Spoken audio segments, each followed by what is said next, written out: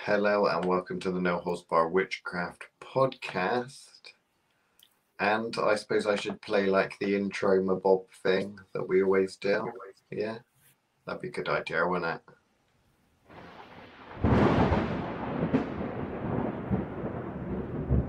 Look at that, there we go. Now we know we're officially on the No Holds Bar Witchcraft podcast because we've heard a very cheap, free, royalty-free intro of some storm and lightning in that. And we're here to continue on a continuation, Chris, of a continuation of a podcast. You know you're onto something good when they ask you to make a third series, don't you? So this is the third part, I guess, of the Weaving Planet. So we got the Weaving Planets podcast, and then we got last week's episode of a podcast, which I can't even remember what it was, but we were talking about the lower triangle of manifestation. Knot of triangles. Knot of triangles, that's it, triangles tied in a knot or some such thing. And now we're on the continuation of that.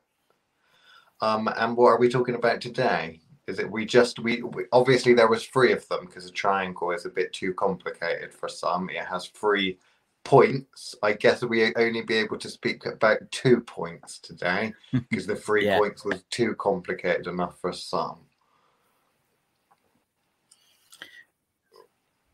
So I should start by asking you how your moot went. Amazing. Oh, I always knew it would. They learned so much. I bet they did. And which 2 points would you like to talk about on your triangle, the lower form of the triangle of manifestation? Which one can we kick out? Should we kick out that Looney Tune? Yeah, she don't make no sense. Looney Tune, which leaves us with 2 planetary correspondences to have a little talk about today. Some that are perfectly balanced. We have the left side and we have the right side. I love how you just did a Fonzie thumbs up and no one can see it. I know no one can see it. Also, I went to the whole extent of actually changing us around. So we've got the lefty person on the left and the righty person on the right. They're not going to see that either, but I can see it, and that's all that matters. Okay. So which 2 planets are we wanting to talk about today then, Mr. Chris? Jupiter? No, we're not talking about Jupiter. We're talking about Mercury and Venus. Mercury and Venus. Oh yes, we do like a Mercury and Venusian topic of conversation. So Mercury and Venus, left and right hemispheres of the brain. We talked about that last time, but now it's time to delve in a little bit deeper to this. So we've got lefty people, very logical, cold, calculating, you know, that kind of thing. And we've got Venusian. Robotic. We've got Venusian people. They've always got paint all over them. I think they're always painting or doing something crafty. Well, they're normally covered in something. Not crafty. They're always covered in something. Yes, we'll just leave it at that. So which are you and why? Well, obviously, I'm the cool, collected together Mercurial one, right? Yes, because when I look at you, you scream Mercurial. The strong, unwavering pillar of the community that never changes, nor goes through any form of wild mood swings or anything. No, I don't. None of that happens to me ever. Okay, of course. Because as we all know, Venusian people are liars. Hence Aphrodite and her cheating on her husband. No, we are creative with the truth. Yes, you're lying, deceitful. Whereas us Mercurial type, we always call everyone out on it. You see, people say Mercury is a trickster, but actually those people are Venusian assholes that don't like that they've been given enough rope to hang themselves with. and that actually this mercurial trickster side, this nasty criminal side we see of Mercury, is actually us telling the truth, because we all know the truth is stranger than fiction, but nothing cuts deeper than the truth. I've been in trouble a lot of the times in my past, and I tell you what, I've always been most in trouble for telling the truth, because the truth is something people rarely want to hear. So there we go. Mr. Netsack, tell us about Venus. Netsack, from the planetary correspondence email. Netsack, you know? Oh, you Netsack, Hod, Gabora, Yasod, Malkuth. I knew you go with planets, but some of the ceremonial magicians out there will like the fact that I've called you Mr. Netsack. Or is it Mrs. Netsack, like Mrs. Netspit from Toy Story? Because you did go and make yourself a cup of tea. Are you drinking Darjeeling? No. Oh. Okay, well, Mrs. Netsack, tell us about Venus. I'm the optimist. Yes, and try to keep your biologicals to yourself, please. Okay. I didn't use the Netsack because I'm not even sure that's how it's pronounced. I'm trusting that you know you're Jewish, you're Hebrew. Netsack. I mean, you don't need to with this because no one knows the proper ones anyway. Because no one's. Is it Chokma or is it Chokma? You know, what is this? I mean, people say Gabora, people say Gadora instead of Shasad, you know, or chest.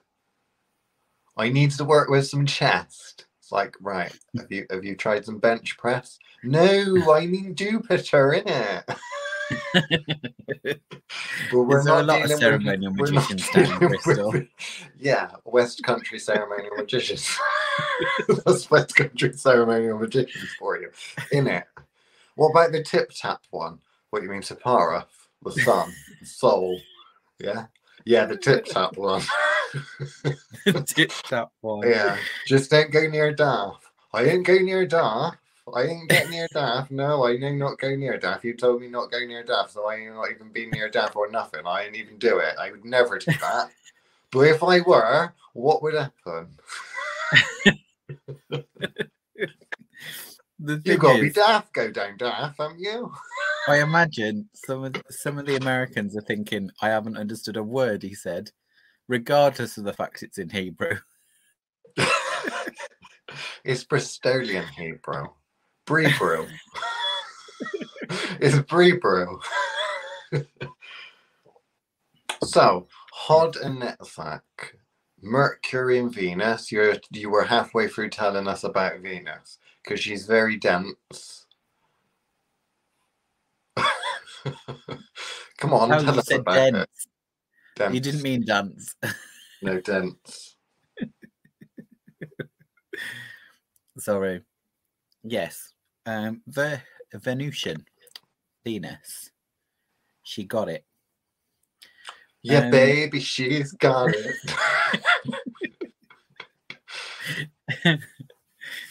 So for Venus, Venus.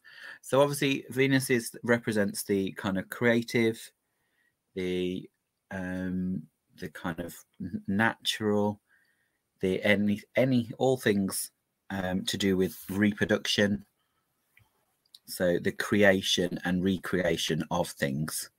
So that is where the artistic mind comes and is allowed to kind of continually rebirth new ideas. So whereas the Mercurial are the ones who take those ideas and constrain them into tables and concepts and figures and fake statistics like Liam did last week. I do love a fake statistic. I think fake statistics are incredibly important because when you truly understand fake statistics and are comfortable with fake statistics, you will not be a slave to real statistics. Maybe there's some truth in there. I A think smidgen. there is. I think there's some truth to it. I think there is. It's like Okay. news and fake news. If you get used to fake news, then you won't be caught out by the real news. Because obviously we all know if you don't listen to the news, you're uninformed. But if you do listen into the news, you're misinformed. But there we go. Can you carry on talking about Venus, please? But I was wondering if you could do it in a mercurial way, because so far you are very much going along the lines of the Venusian. I don't feel like it. I'm an artist. I've got to get in the right frame of mind. Blah, blah, blah, blah, blah. You know? In a minute, she'll be sobbing. Or a little Are you asking me to give a table of correspondences? I I'm do just not telling think you so. to let us know what you, Mrs. Venus, is all about, like, innit? Apart from the sex stuff and the finger in the finger paints, the poster paints, you know? No. Give us some that's the depth thing. for crying out loud, but just don't let us drown. Because at the moment, I'm not sorry, but this podcast is drowning. And that's compared to what it's really normally like. So that's saying something. Why are you being so rude about the podcast that we co-create? Come on, get on with it. Get on with what? You're talking about Venus, for fuck's sake. This is your stereotypical Venusian here. She's a planet. She's awesome. She's amazing. What more do you want? What makes her amazing? She looks great in a thong. Right. What are the dark sides of Venus? Venus in retrograde. Venus on a bad day. Okay. Venus on that time of the month. Venus on that side is also the obsessive. Is the narcissist. Is the Instagram model. Yeah. Yes, the nasty, the vengeful. You know, she's on that line, that opposite line across the solar into Mars. So you think all of the destructive aspects of is available there, but with Venus, it's about what needs to be ripped down so that it can be reproduced. So it would be the healing aspect of destruction, if that makes sense. So it would be the antibodies, the parts of it that are there to take away and destroy all the nasty stuff. So it can also be, you know, it is the forest fire that would destroy an entire swathe of land so that all the undergrowth can start again fresh. So she's all of those things, as well as being nurturing and all those lovely things that we like to think about her. She's also the mother. So you're saying that she's a moody bitch, but also a very loving bitch. Is that what you're saying? Yeah, she's maiden, mother, crone. All of them. Oh no, I can't believe you just said that for fuck's sake. Yeah.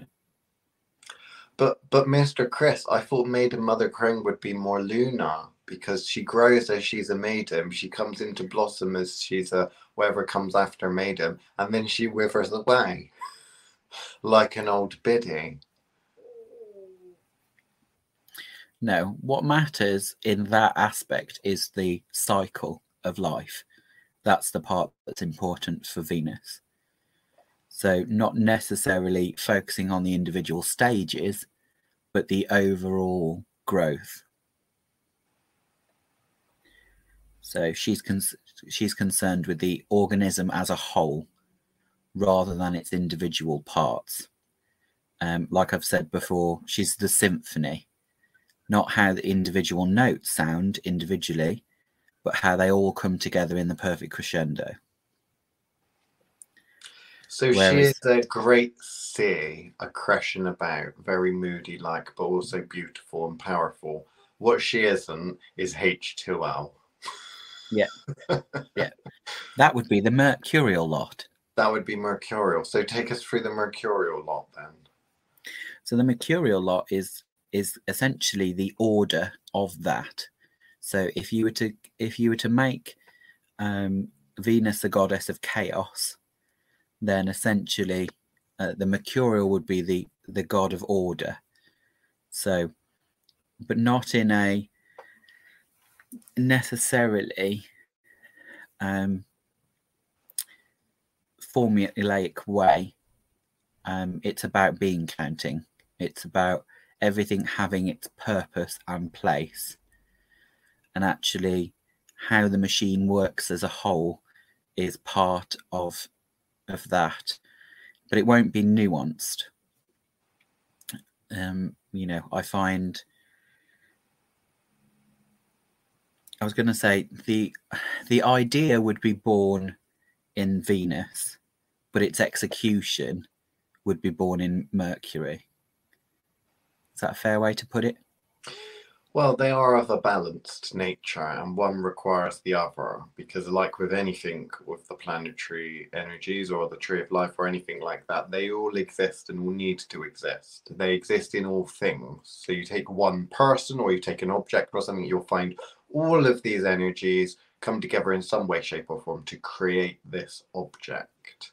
So yes, they're balanced and they're necessary for each other, but with the unbalance or the face of it, I suppose, that we as people, individuals, tend to see when we say something like a plant or a person or whatever, a situation is more Mercurial or more Venusian or more Jupiterian or martial, all that sort of thing. We see the face of it. We ignore completely that all of these energies are within this, and instead we go straight for the stereotypical. Now, there are archetypes to such things. A lot of the time when it comes to correspondences, like we mentioned, there are correspondences and goddesses and energies and crystals, all that shit that gets associated with the planets. And normally is to the detriment of the practitioner who's trying to understand them. So I think maybe we pick a couple and delve a little deeper. So with regards to spirits and such and gods and goddesses, something that would be in that Venusian realm, something that would be in that Mercurial realm. Obviously you could go for the stereotypical Mercury and Venus from the Roman pantheon, but we could also go for, if I pick Mercury, Hermes would be a stereotypical one that people can research and look up. It's very much there. What would you go for Venus? Well, the obvious one would be Aphrodite to match that.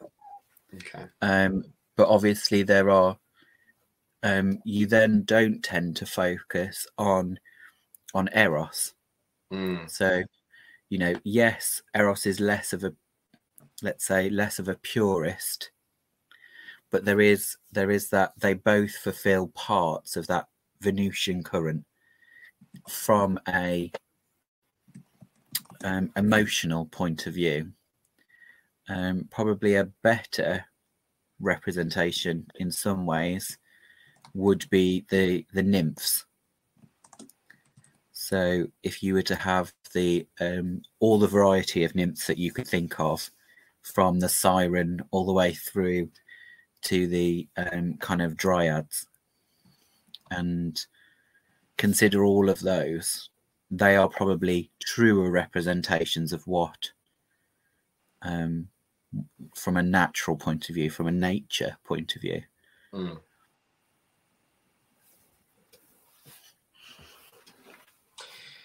So there are stereotypes within your color and color correspondences and stuff. I'd just say correspondences in general with how we try to learn and understand them and personify them, and how they appear to us or decide to appear to us, or our unconscious mind shapes them to make us or help us understand them. In each of the planets and each of the energies, there's great mysteries and secrets, and in understanding these mysteries and secrets, we learn more about ourselves, the things around us, the greater universe is, and a bunch of cool shit, right? So one of the cool things that we learn with the tree of life and stuff is the correspondences and where they lie in their balance and their structure. You know, Mercury and Venus are on a line next to each other. They balance each other like scales, essentially. But there are also other counterbalances. Now, whenever I've said, well, what is the balance to Venus? Most people go for Mars because they think Venus is feminine and Mars is masculine, and the balance there, you know, which there is a balance there. They are to a certain extent opposite each other, but it depends on what type of balance you're looking at. If Venus, they are on that line together because more of the balance in terms of necessity, safety, I suppose, and structure is that Mercurial, logical, detached, and Venus, intensive, abundant, emotional, strength that fills you. Yeah. So those are opposites. They're polar opposites to a certain extent. Now, within the stories that accompany, you know, within mythology, gods, goddesses, and stuff like that, you can attach and see where people get these ideas. So Mercury is said to be magic, where the house of magic resides, is quite low down, obviously close to Malkuth, close to Yesod, close to the physical world. It's a very important planet, magical system, whatever, to learn because it is magic. But what is that? Why is it magic? Why does it get that correspondence? Why do people call it magic? Well, what is magic at the end of the day? Is a system, magical system, for you to explore the unknown, things that you're yet to understand. By learning magic, a magical system, exploring it, you are able to pass through that like an initiation. Initiating into Mercury is that kind of mercurial school of magic. It is, okay, we're teaching you all these great concepts, Mars, Venus, Jupiter, Sol, all of the other ones at the top, Pluto, all the crazy ass stuff, but you're not going to understand that yet. So we need to give you a vehicle in which to explore the universe, explore creation, and explore something. There is the first one on the list after lunar is Mercury, mercurial structure. You need a structure to explain concepts, because when you open a grimoire, there's a structure there. When you open a spell, but when you open anything, there is a structure there that is being put into words, whether it's in a good way or a bad way, that is basically trying to convey the information, that's trying to pass on the information. In language, of course, communication is still Mercury, so it is that structure, a lower version of structure, not a high level of structure like Saturn and limitation, but structured mind, the left-hand hemisphere of the brain, all of that sort of thing. One thing that I would say about Mercury also, if you look at mythology, you look at the mercurial characters, they can be tricky and such, but they're very much on humanity's side. So whether they've been told that that's their job or whether they evolve and that is what they want to do, they're low down the food chain, you could say, from a planetary perspective, but they're also close to Earth. They're the easiest one, the messengers. All of these things come from a reason. If you're going to want to talk to a god or goddess and you want some kind of a spirit that teaches you how to do that, Mercury, the teacher, the communicator, the messenger between the gods, is the one you need the structure to be able to understand how the system works.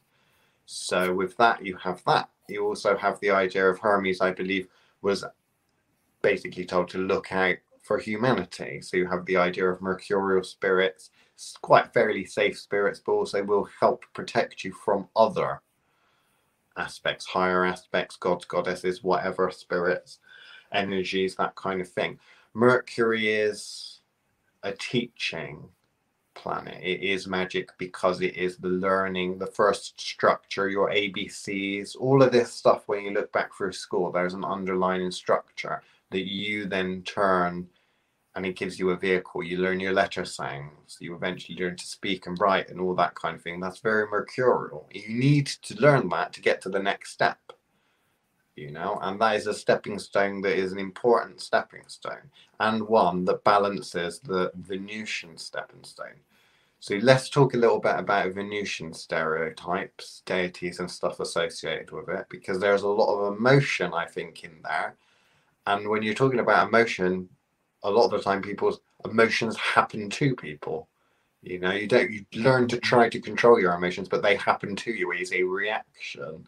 And that kind of energetic current is one that you swim or sink in. So tell us a little bit about Venus, Venusian archetypes and shit like that. You got 5 minutes, and then we've got to finish the first part of the podcast. Yeah, the obvious ones are obviously, like Liam said, they are the painters, the sculptors, they're the musicians, they're the people that see order from a new perspective. So rather than something going up in a sequence, you know, naturally, and following the the gradient of the graph, or any other stipulation that Mercury could apply, Venusian is about finding the creative solution. So the person that's going to mix two things that shouldn't be mixed together and then create something wonderful is what's going to happen with the Venusian. The kind of, you know, this is the sculptor that's going to decide, no, I'm bored of clay. Why would I work with that? I'm going to try and sculpt in molten metal. You know, it's that kind of crazy idea that will always come out. They are the explorers. They're the ones that will go following their heart first, trying to find out something that no one believes is even true. So they're the kind of mysterious, aloof individuals that are never really grounded in what you expect them to be grounded in. So not aloof like Luna, in a sense of incoherent. We're talking about there'll be a firm foundation which may not be obvious at first. So, you know, if Mercury is the trellis, it's that holds the vine, Venus would be the vine that grows up it. Well, that's quite poetic. There you go. Very Venusian. So yeah, like I said, archetypes in terms of deities, the obvious ones you'll think of if we go from the Greek perspective will be, like I said, Aphrodite, Eros, the Muses, any of the nymphs. Yeah. They all fulfill that kind of role. When you start to get blends further up, you'll start to see and recognize other pantheons in there. You know, the obvious ones are kind of Hathor, Isis. They are people that kind of dance around with the Mercurial. There's enough of the Mercurial there present that you can say, yes, they sit at this level, which you don't get as much from the opposites. Like you were saying, you know, yes, you could try and argue that someone like Athena sits somewhere between Venus and Mars. They do. It's called Jupiter. So, because ultimately it's a right angle, but they do sit between. So, which I think is why Mercury is such a great position, and why we always go towards the messenger, is that kind of position there between all things that are solid and all things that are etheric, above and below, that has that kind of, you must pass through here kind of approach in order. Because you could say the same of the position of Venus, but with Venus you wouldn't get a structured language. You'd get symbolism, you'd get abstract. Now, no one would want that as the messenger, because how would you have any kind of universal understanding? You know, whereas the Mercurial aspect, the order, allows something as abstract as letters to become words.